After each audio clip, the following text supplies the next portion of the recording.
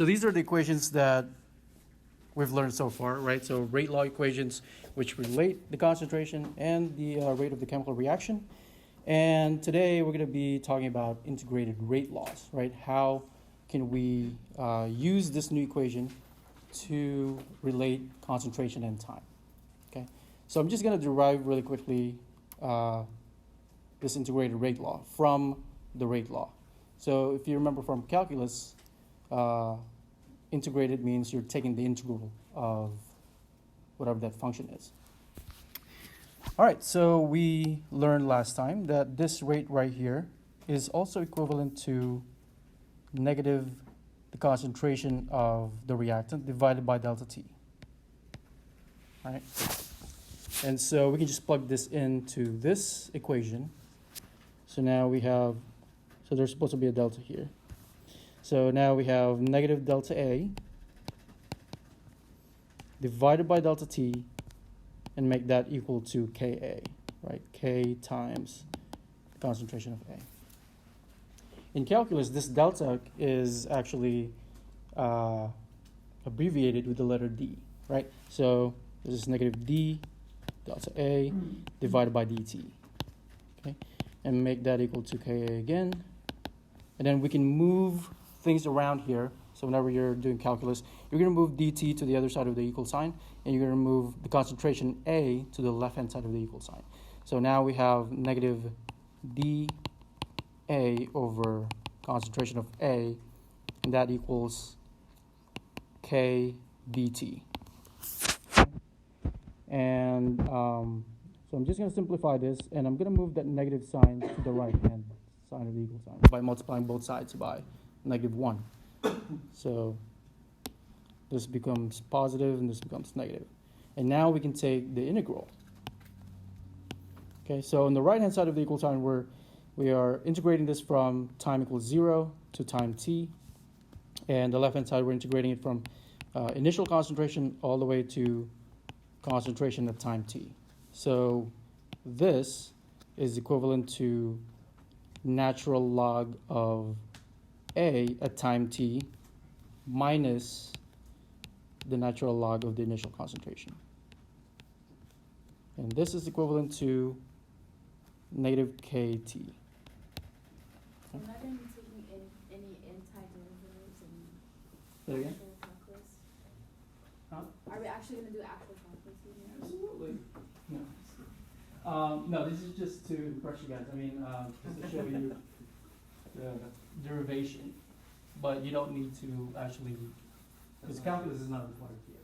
It's not a prerequisite. It's actually Calc 2, not even Cal 1. This is Calc 2. Oh, okay. That's even higher. Right. I'm Calc literally 2. doing this right now. Same. All right. Wait, hold on. So again, so this basically matches this equation. All you have to do is move the natural log of the initial concentration to the right-hand side. All right, and you get this equation. So this is the integrated rate law, and it has the same format as equation of a line. So if you notice, all right, I'm just going to put it over here. This is y equals mx plus b, right? So you have the y value, right, equal to the natural log of the concentration. You have the slope, which equals negative k. Your x is time, and your y-intercept is equivalent to natural log of the initial concentration. Okay. Looks like a mess. Mm-hmm. I'm going to chalk it up to you learning the iPad. Okay, so I'm going to clean this up a little bit. There you go. Much better. Question, Juan? So all concentrations are linear. There won't be like an exponent. Right. So it's going to be linear. So I mean that's how first derivative works. Second derivative, if you have a curve, you can generate a linear. It basically makes comparison better if you're looking at two variables. Yeah. All right. So this is the equation, and so whenever you plot the natural log of the concentration against time, right? So natural log of concentration will be on the y-axis, time will be on the x-axis. You'll get a straight line, okay, with a negative slope. So whenever we're looking at it, we should look at it, like the y equals mx plus b. Yes. Okay. All right, so again, you have slope equivalent to the negative k, and y-intercept natural log of the initial concentration. So when you plot this, it looks something like this. So this is the equation and the graph for first order reactions. So let's say that on the test I give you two informations, right? One is a first order reaction with a specific equation, y equals, let's say 3x plus 4 or something. Will you be able to determine the initial concentration based on those two information? Where x is time, right? Say it again? Where x is time, Where x is time, yeah. you just plug in 0 for x.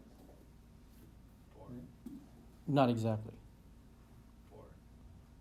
4 is your y-intercept, but that's not equal to the initial concentration. So you would have to make the y-intercept equivalent to natural log of initial concentration. Okay, so let's say, okay, I'm going to change that equation. So let's say we get an equation, 3x, just random number 2, okay, minus 2. So that means that your b here is equivalent to negative 2, right? So b equals negative 2, and this is equivalent to the natural log of the initial concentration.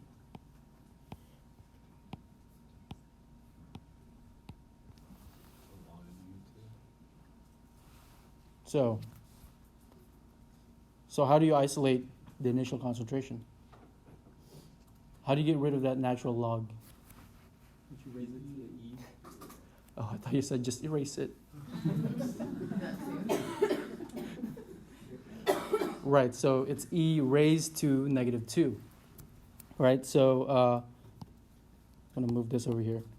So e to the negative 2 equals concentration. There it is. So plug that in. So if you don't have a graphing calculator, again, it's a good investment. To the negative 2, and you get 0.135. So that would be your initial concentration. What is e? Is it just like a number? E to the, it's what? 2.71? I think it's 2.71. Is it like the e on the EE? Yeah. Okay. No, not EE. It's the lowercase e. It's on Oh, the EX. Okay, I see it. Yeah. Okay. So this is first order reaction. Okay. So make sure that you know what a first order graph looks like Is it in always terms of negative? instead of in. Say it again. Is it always negative? No, right? It's always going to be a negative slope. Yes. For first order reaction. So in this case, it would be negative 3x, 3x, or Well, if your slope is 3, then your k would be. Okay, this is a bad example. So it's supposed to be a negative number, okay? So the slope should be a negative. You're right. okay. So that would give you a constant of k equal to 3, positive number. All right, so that was supposed to be a negative because it's a negative slope. All right, do you guys have any other questions? All right, so now let's move on to second order reactions. Or I guess we can look at an example first here. Okay, so consider this equation. So you have a decomposition of sulfuryl chloride, and you're given this data.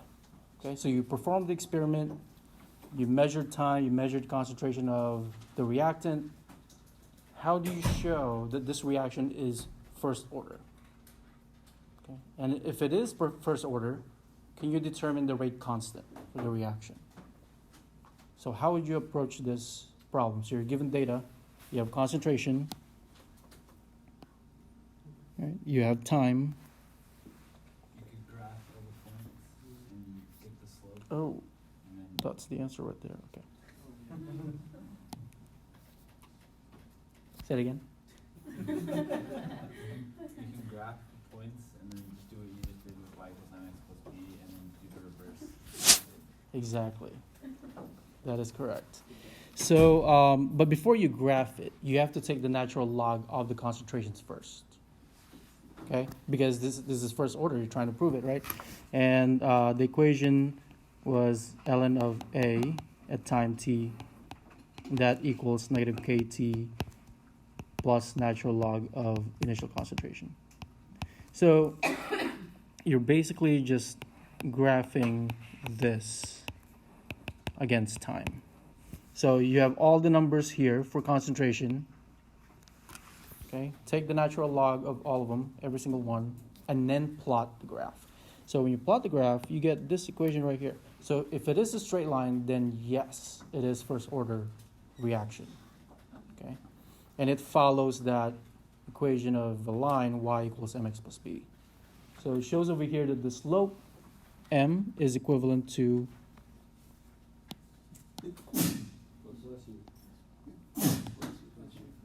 negative k, right? And so negative k is equivalent to negative 0.00290. And so k then is positive 0.00290. And because this is first order, the unit is s to the negative 1.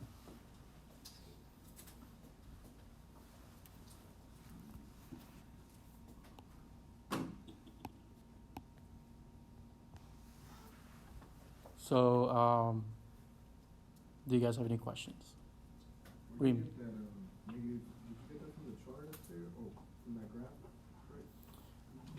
Yes, so you have this equation of a line right here, right? And so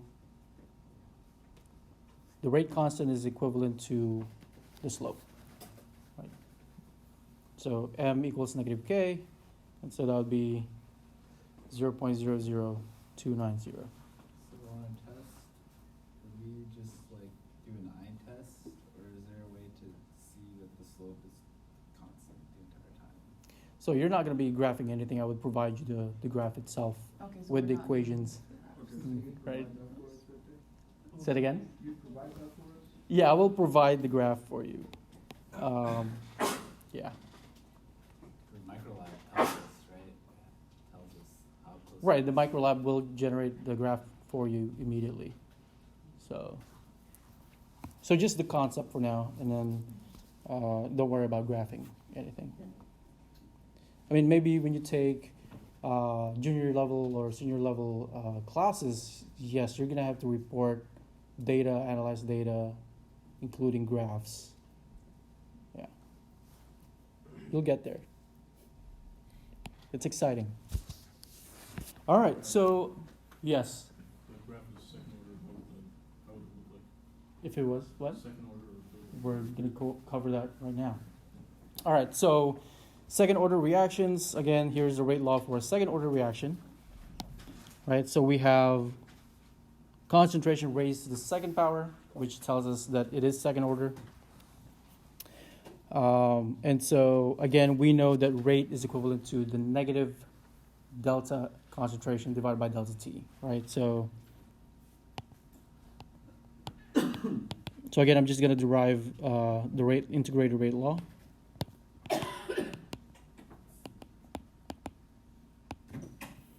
Okay, and I'm going to move things around here. I'm going to move dt to the other side and the concentration to the left-hand side, and also the negative all at the same time.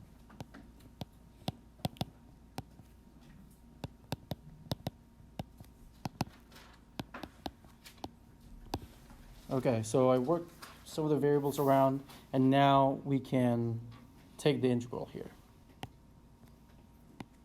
So this is from 0 to t. This is from initial concentration all the way to concentration at time t. And then when you see this integral, you get 1 over, actually it's negative 1 over concentration minus the negative 1 over the initial concentration and that equals negative KT. And so you do the math and we get, so at this point this is just algebra now, equals negative KT.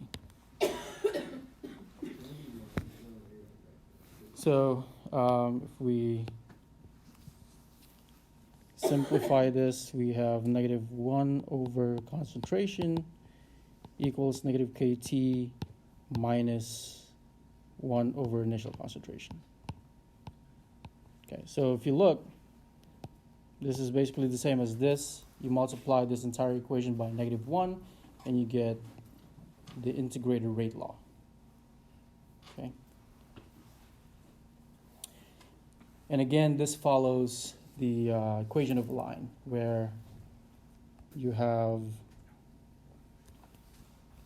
y equals 1 over the concentration. So it's the inverse of the concentration. So that means that you can plot this equation or the data.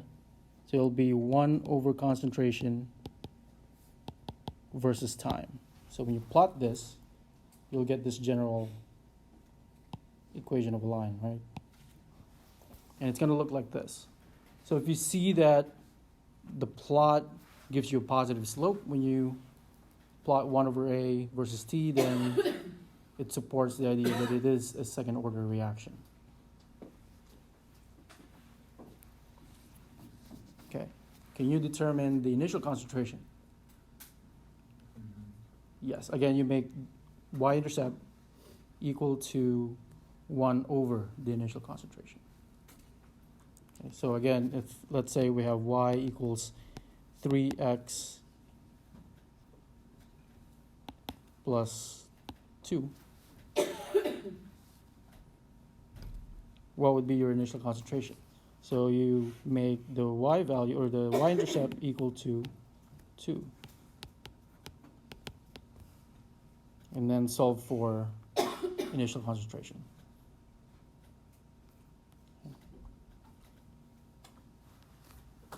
So in that case, that would be 1/2. And this is concentration, so you would report this in molarity, moles per liter. Why did you pick 2? Oh, it's just random, it's just Oh, example. So Yeah. you what are we just picking? Okay. Yeah.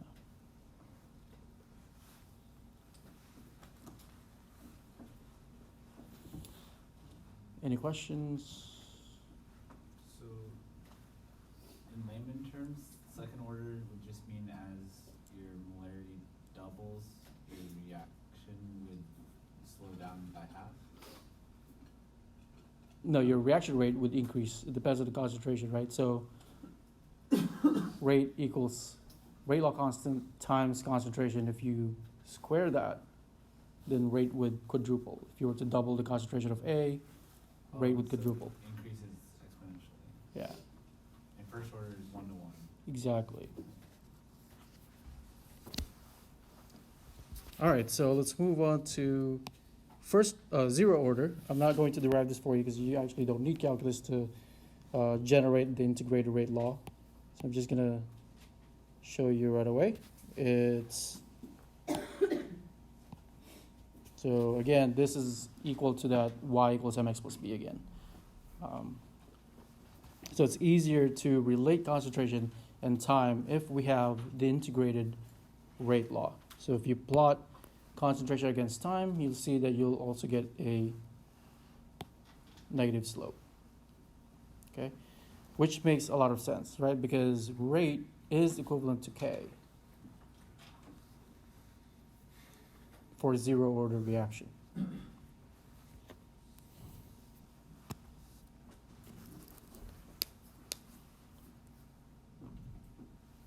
All right. So here molarity doesn't matter? So, right. When you're determining the rate. So rate doesn't matter, or sorry, rate is independent of the concentration for zero order reactions.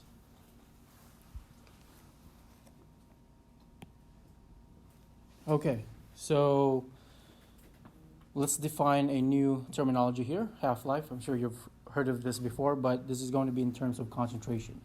So half-life in a chemical reaction, this is the time required for the concentration of the reactant to fall to its initial, or half its initial value.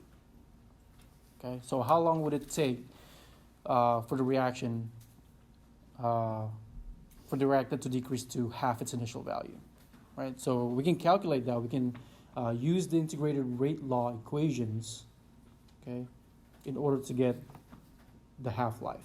Because remember, the integrated rate law equations relate time and concentration. Half-life is all about time and concentration. So let's look at the equation first. What is the half-life equation for a first-order reaction? So all you have to do here is plug in half the initial concentration for this, for the concentration of A at time t. All right, so the natural log of AT, we're going to replace that with half of the initial concentration divided by the natural log of the initial concentration.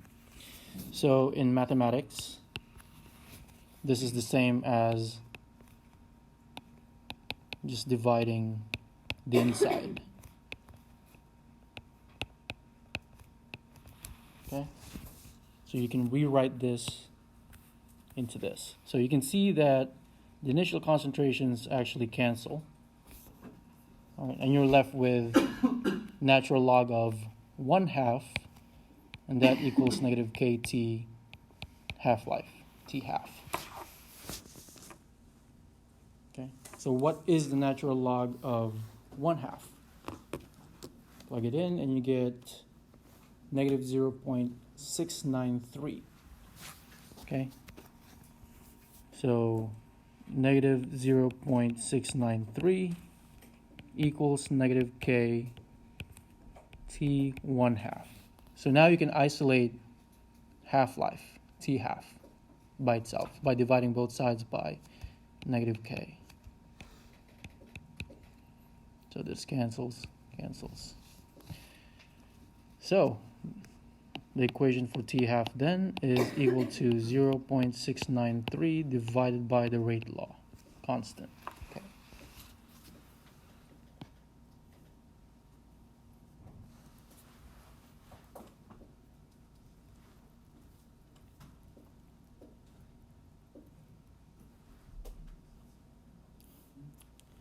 Questions, Syed?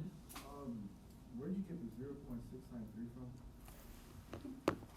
From my calculator. No, like what did you plug in? I plugged in natural log of 1/2. Oh, okay, cool. Yeah.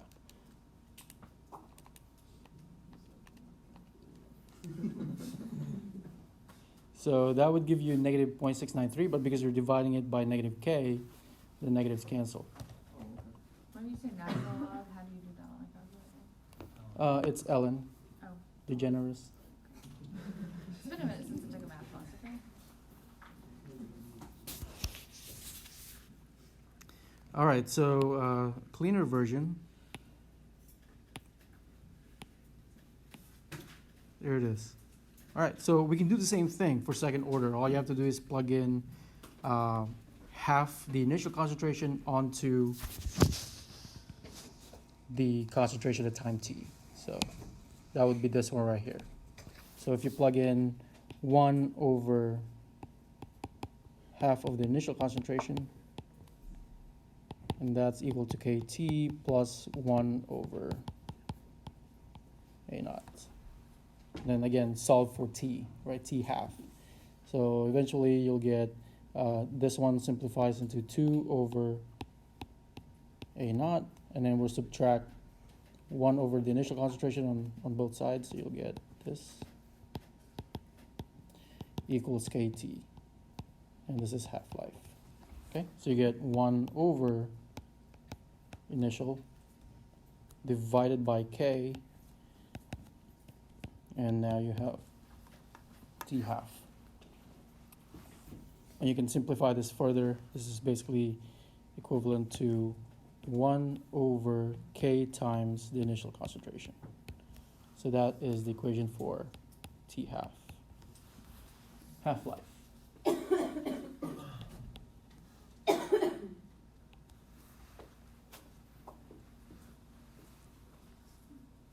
in first order, your concentration doesn't matter when you're solving half-life, it's always the same. Yes, the initial concentration, yeah.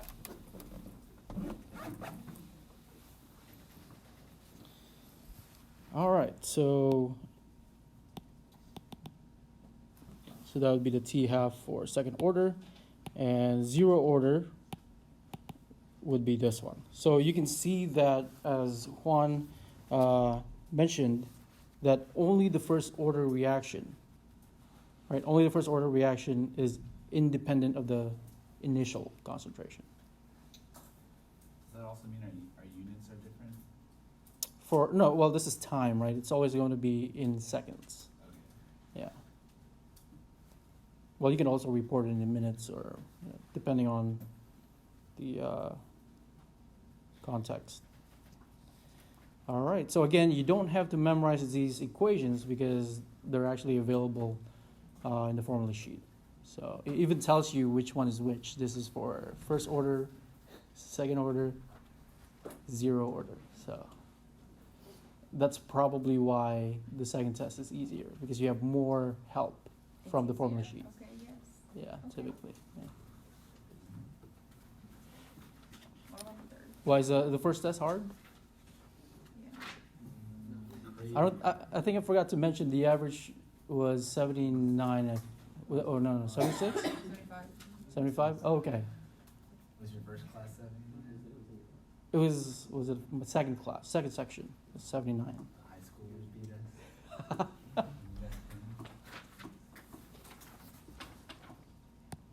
Okay, let's look at some example here. Molecular iodine dissociates at 625 kelvins with a first order rate constant of 0.271 inverse second. What is the half-life of this reaction? All right, so analyze, right? Understand the question. It tells you it's first order, right? First order rate constant, it gives you rate constant. All you have to do now is look up the equation for first order half-life. So the equation for first order is 0.693 divided by K, and we were given K here, 0.271 S minus 1.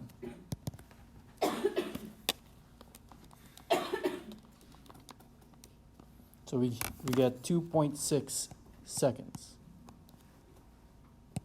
So this tells you that it'll only take less than 3 seconds to lose half your initial concentration. So pretty quick, right? So reactions happen pretty fast. So the temperature had absolutely nothing to do with the problem? We'll talk about temperature. So this is specifically at 625. Okay, so Yeah.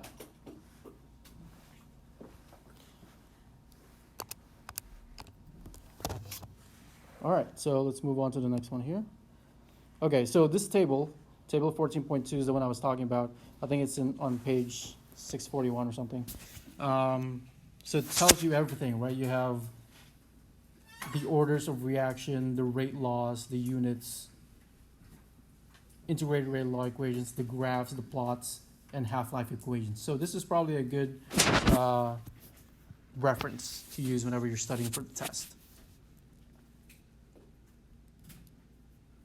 Okay, so I may give you a plot, right, a graph, and then you have to determine whether that graph corresponds to a zero order, first order, or second order. how would we differentiate from 0 and first?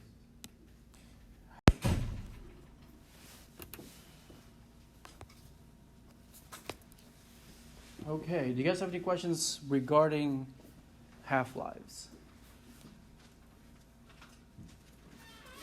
Okay. All right, so here's another equation, rate law equation. Again, This only shows you how the rate is affected by concentration. Okay? But there's nowhere in this equation that tells you how temperature affects the rate. Because we learned that from chapter 11 and 13 that temperature affects the rate of the dissolving process or evaporation, stuff like that. What about here? Why is it not included in this equation? Usually when you increase temperature, you're also increasing the reaction rate. It's included in K. Yes, that is correct. It's included in K. So you can break down K into smaller components, right? Other variables, one of which is temperature. So rate constant is affected by temperature, and so the reaction rate is also affected by temperature. So increase in temperature increases the rate constant K, which ultimately increases the reaction rate. So this equation is called the Arrhenius equation, and you have this rate constant K, and that's equivalent to the frequency factor A. So there are three factors here: frequency factor, exponential factor, and activation energy. But what I want you to focus on here is the activation energy. Okay, we're not going to talk about frequency factor or the exponential factor in greater detail than this. Okay, so focus on activation energy. So temperature will be reported in kelvins. R is the gas constant, which is 8.314. A is the frequency factor, which is the rate the reactant energy approaches activation energy. And activation energy is the minimum amount of energy required to kickstart that reaction. Okay, meaning just because you have reactants, you have chemicals in a beaker, doesn't mean that they will react. Okay, so if they can't overcome that activation energy, the minimum energy, they won't react with each other.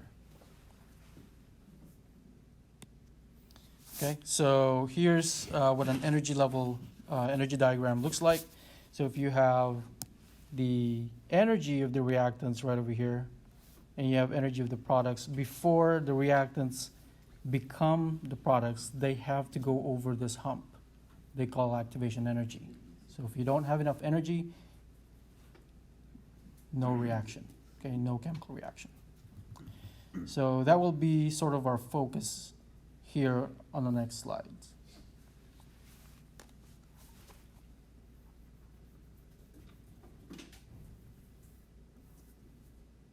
Do you guys have any questions?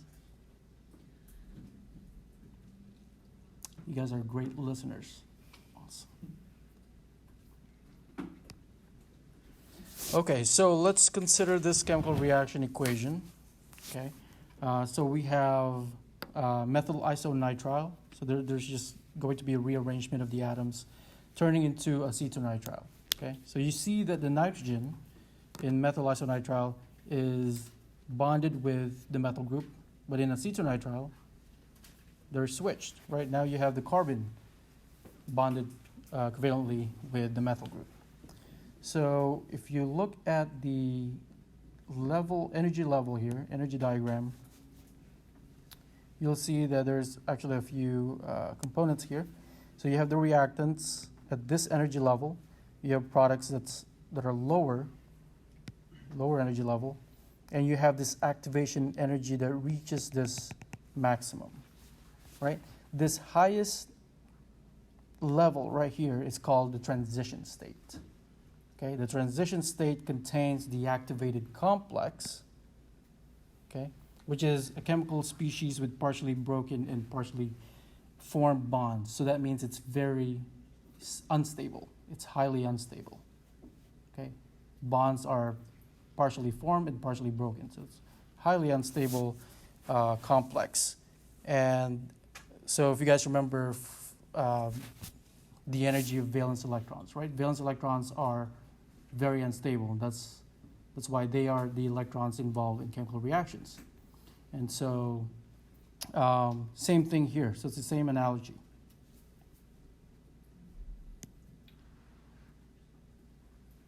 So because they're unstable, later on they will form the products, which are most stable, right? More stable than the reactants, more stable than the activated complex.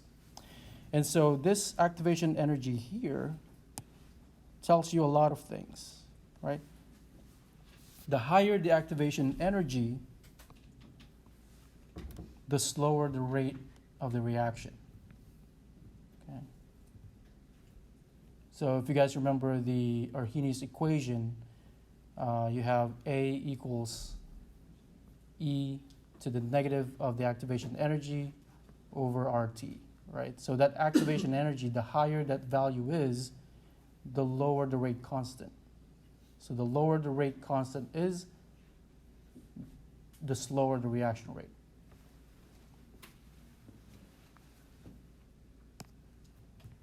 All right, so this is the equation I was talking about.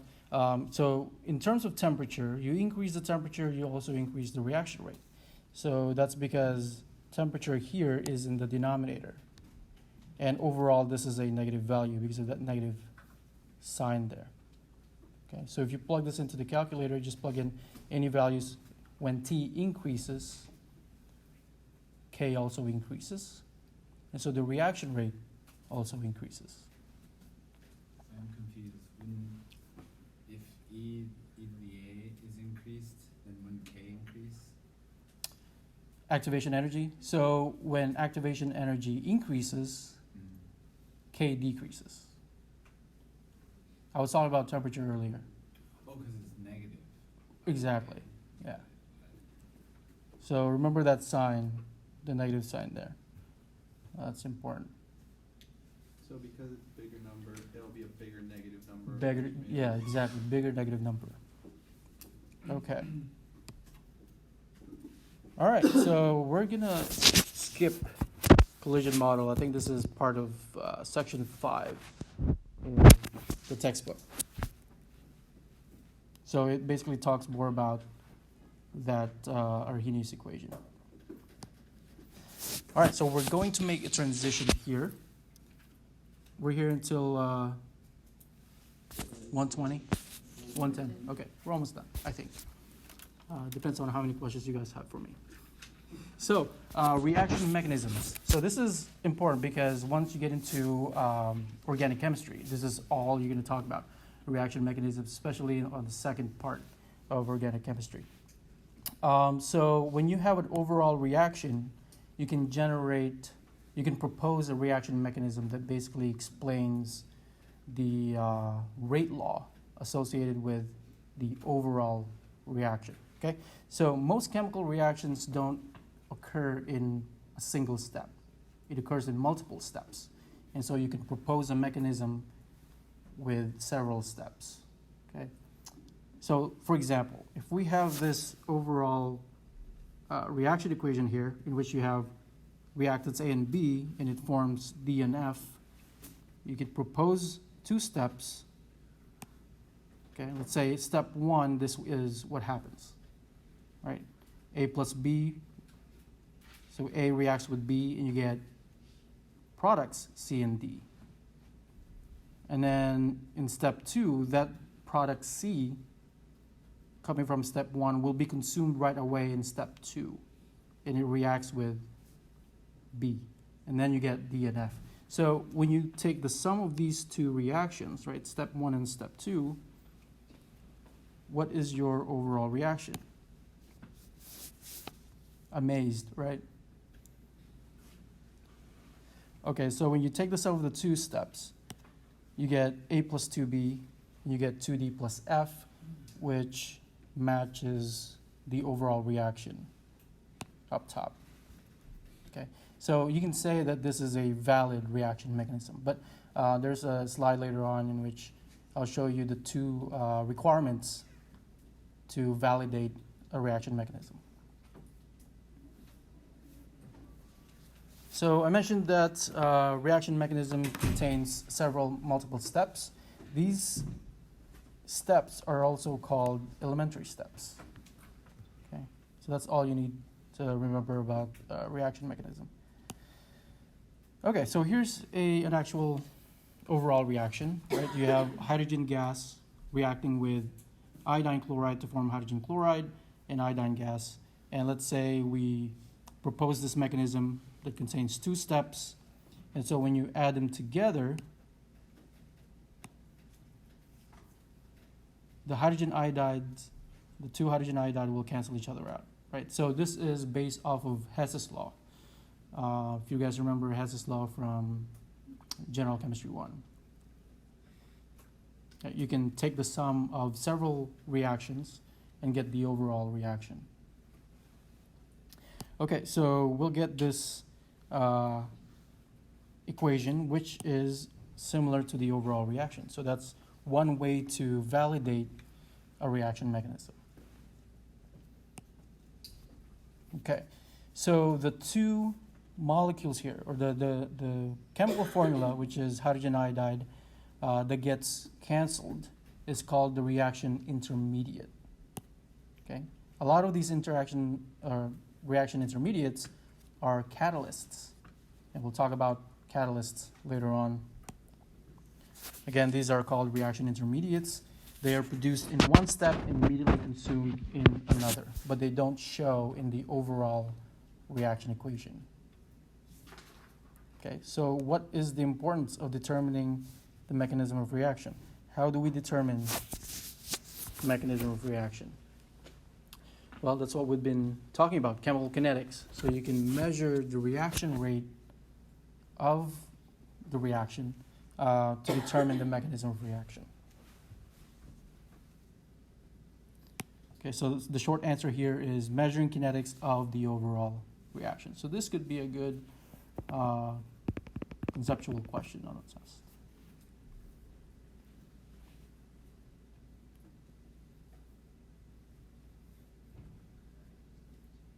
I have a question. So if you're following the format, the very first slide, H2 would be A, 2ICl would be B, 2HCl would be C, and then I2 would be G, or D? Exactly, yeah. So you're canceling. Why? Well, you have the C, right? So you have A plus B, you get D and F. Mm-hmm. So I skipped the C, I reserved that for reaction intermediate. So the C's that canceled out in the previous slides, those are your reaction intermediates. So in this case, you have hydrogen iodide as your reaction intermediate. Does that make sense? So, if you can remember, A plus B equals C plus D, right? And then the second step, you have C plus B, and you get D plus F. So the C's would cancel because they're on opposite sides. Balancing a checkbook. Right. Debit and credit. All right. Any other questions?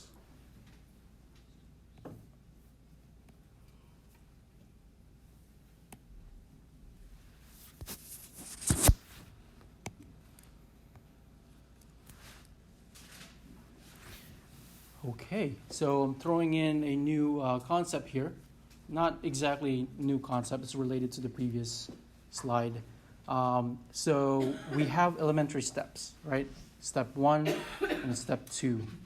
So you propose this reaction mechanism, and you can actually also propose rate laws associated with each step.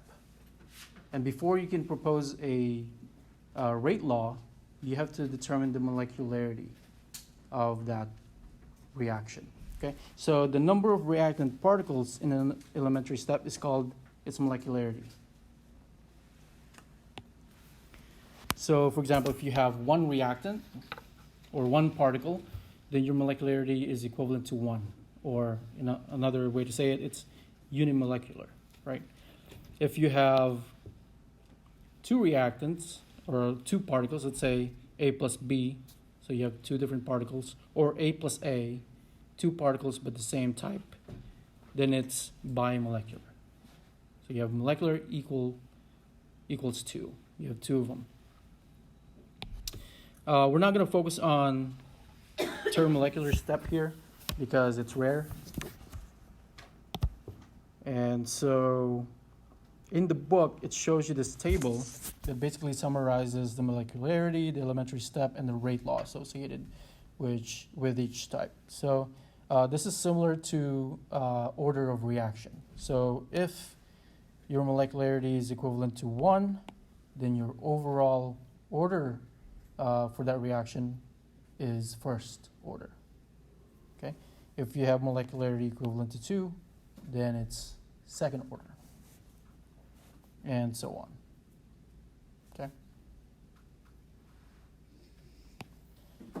So let's put all these things all together.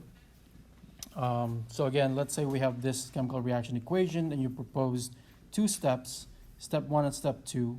How do we determine the rate law for each step? In order to do that, you have to determine the molecularity of each step, right? So if we look at step 1, what would be the molecularity of this one? Equal to, huh? It is biomolecular. So that would be 2, right? Biomolecular. So what about for the second step? Same thing, right? Because you have hydrogen iodide here and ICl, 2 particles. Same over here for step 1. So 2. So then what would be our rate law equation for step 1? Rate equals KH2 ICl. Yes.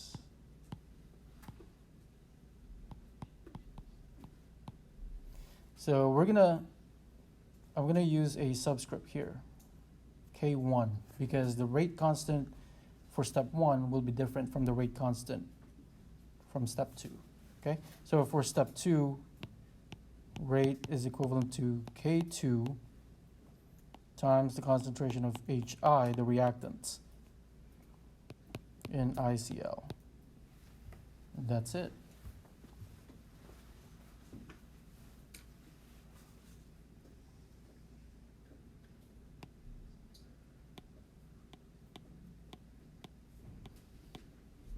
Okay. So, do you guys have any questions so far?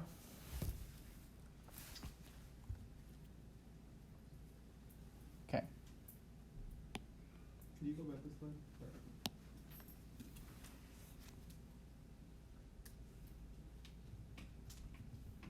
Okay. All right, so on this slide basically tells you that in each proposed reaction mechanism, you have one step that will have a lower reaction rate than the other, okay? And we call this the rate determining step. Okay, it's the rate determining step because of the fact that it determines the rate law equation for the overall reaction, The slowest one. because it's the slowest one. Exactly. So the slower the reaction rate, what does that tell you about activation energy? It's higher. It would have a higher activation energy, right? So the rate determining step has a higher activation energy, which makes it slower in terms of reaction rate. So the rate law of the rate determining step determines the rate law for the overall reaction. So again, let's consider these elementary steps here. So you can see that the observed rate law is equivalent to this, right? So according to this statement above, the rate law of the rate determining step, which is the slower one, will determine the rate law for the overall reaction. In other words, the rate law of the rate determining step will be similar to the overall rate law. Similar or Yes, exactly the same. Yeah. So, because this is already labeled slow, this will generate a rate law that's the same as this, okay? And not this one. So, how do we determine the rate law of each step? So let's say this one. Exactly. So this is bimolecular. And so your rate is equivalent to K1. And then you have reactants here. So NO2 basically squared. Okay. And you can do the same thing here. Right? Rate equals K2 times NO3 times CO. So notice that the rate law of the rate determining step is the same as the observed rate law. So that's what it means by this statement right here. And how do you know which one's slower or faster? You do an experiment So it's We just- given, or like given not. on the test. Yeah. No, I'll have you do an experiment. Yeah, I'll just give you the information. Okay.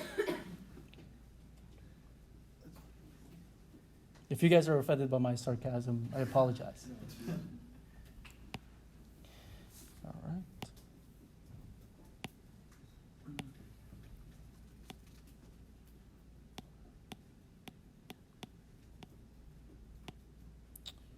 All right, so this diagram right here just shows you that the number of elementary steps match the number of activation energies, okay, in an energy level diagram. So for example, over here, in this example, you have 2 elementary steps. And so when you draw an energy diagram, you will also have 2 activation energies, okay? The slower step would be the one with the larger activation energy. So you see that this corresponds to step 1 because it has larger activation energy, and this corresponds to step 2. And it tells you one is fast and the other one's slow. Okay, so on the test, I may give you, again, the graphs, right? The energy level diagram. And then which one corresponds to which reaction mechanism. So again, the number of steps match the number of activation energies. So question here, looking at this energy diagram, is the enthalpy of reaction going to be positive or negative? Positive? Negative. Yeah, because you're Because going under the energy that you started with. right, because your reactant is at a higher level than your product. So in order for the products to be made, it has to release that excess energy that the reactants had. So this would be a negative delta H. What about the process? Is it exothermic or endothermic? Exothermic because it's negative. All right, so this is what I mentioned earlier. We can validate a mechanism, and there are only 2 things that you need to remember here. The first step is the sum must, or the elementary steps must sum up to the overall reaction. So they have to match. And the second step is the predicted rate law has to be consistent with the experimentally observed one. Okay, so again, using the same exact example here, if you were to take the sum of step 1 and step 2, and it equals the overall reaction, then it satisfies the first requirement. Right?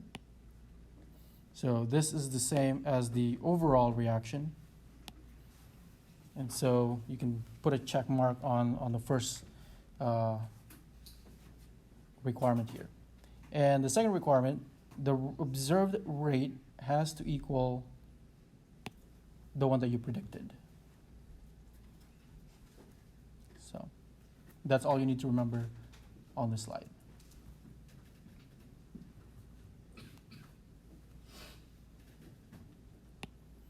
All right, let's look at this example here. So looking at this graph, how many elementary steps do you think are involved in this reaction? 2, because it has 2 humps.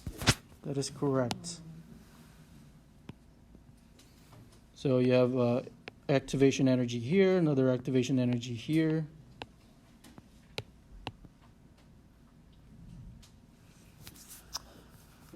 Okay, part B, label the reactants, products, and intermediates. What do we have here? Reactants. Over here, products. What about the intermediates? Right over here. Intermediates. All right, which one do you think is the rate limiting step or rate determining step? The first one, the one with the larger activation energy. So this one is larger. And the overall reaction would be exothermic, again, because the energy of the product is lower than the reactants. Will the RDS always be the first one? It's not always the first one, yeah. So you can have a fast reaction at the beginning, and then the next one, the second step, would be a slow reaction. All right, let's look at this other example. So here you're actually given the equations. You have step 1 and step 2. And the energy diagram. Based on this energy diagram, which one do you think is the rate limiting step? Again, you have the first step here because it has larger activation energy. What is the expected order of the reaction based on the proposed mechanism? It would be second order because it's bimolecular, right? And you'll have to base it off of step 1 because this is your slower step.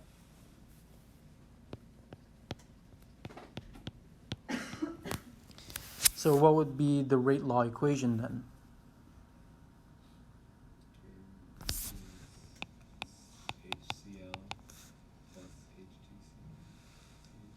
Yeah, right here. So you'll base it off of the RDS. So this is your RDS here, the first step. So K1 HCl times CH2. This is ethane. Okay. So you can see that this is second order overall. And again, this is going to be exothermic.